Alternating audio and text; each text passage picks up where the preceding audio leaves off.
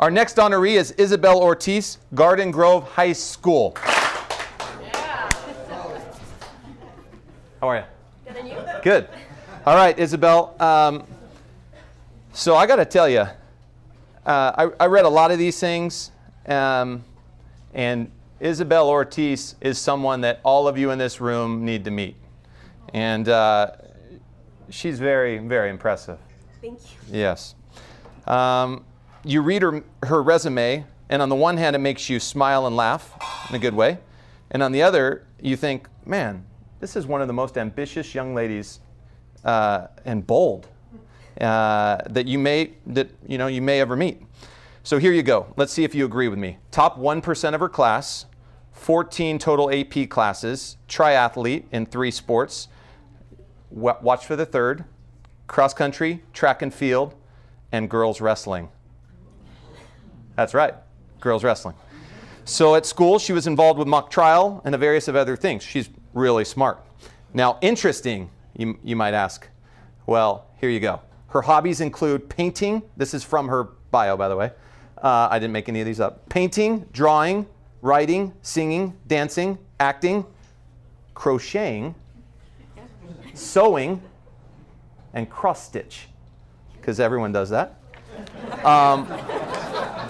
I'm not done.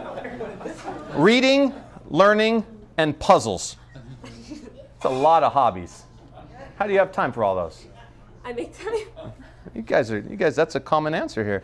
All right, so how about ambitious? She shared her dreams and goals with us, which include, and I quote, going to a 4-year college, check. Going to Wellesley in the fall, Massachusetts, got that down, that's great. Next up, easy enough, attend Harvard Law. 3, learn everything she can in the space of 100 years. Number 4, help the nation by becoming a politician. Number 5, change the world. 6, easy check, become the President of the United States. Prospective terms, 2044 and 2048. You have my vote. Thank you. And lastly, become a Supreme Court Justice. Impressive? Yes. Okay, so everyone help me out. Interesting? Yes. Impressive? Yes. Ambitious? Yes. Okay. So Isabel, we got a lot of material here. We got to go home though. So tell us about this crocheting habit of yours. How did you get into that? Okay, so it's not a normal hobby, but I learned it from my family. So one day we were like at a party and they were just sitting there crocheting, and I was like, what are you guys doing? This is a party. But I joined them. I wanted to learn what they were like doing.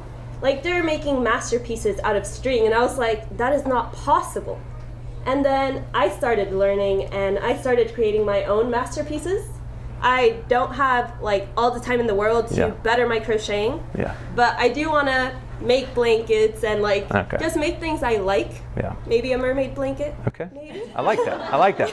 All right. So let's get back to some serious stuff that everyone else wants to hear about. Sorry, I had to bring up crocheting, and that's changing the world. So talk to us about that. What does that mean to you, and how are you going to do it? Well, I feel like changing the world is impacting the lives of the people around you. I may not have the power to change the world in Africa or in a different country, but I want to change the world in the USA. I want to impact everyone who I've met before, and I just want to make policies that will help people live better lives. And even if I just do one thing that makes them have a better life, it would be worth it. Good answer. You're preparing yourself 2044. All right. Okay, I'm going to skip the President of the U.S. question. We'll talk about that later. Last question is, what does it mean to you to be a leader? And what are the characteristics or the type of leader that you want to be? Well, I feel like being a leader is important. Everyone in this room is a leader. We have heard this over and over, and I admire all the athletes here. And just being a leader is just stepping up when people need you, when there isn't a leader around, and when your team is just needing someone to carry the team or helping them out. And a leader is just selfless and always works hard and is not afraid to put in the extra work, put in the extra hours. A leader should always be early, should always be trying harder than the people around them, and just being there for others, just always being helpful, and just making other people laugh and smile. That's really important. Just a leader should be a friend and just another person you can talk to. Yeah. Well, Isabel, you got me. You got my vote, and I think a few others in here. But with that, we wish you well. And last question, what are you studying at Wellesley? Political science and maybe econ. Okay. Double major. Okay, double major, no problem. So with that, we wish you well, and congratulations on your accomplishments. Thank you. Here you go. That's for you. Yeah, great job.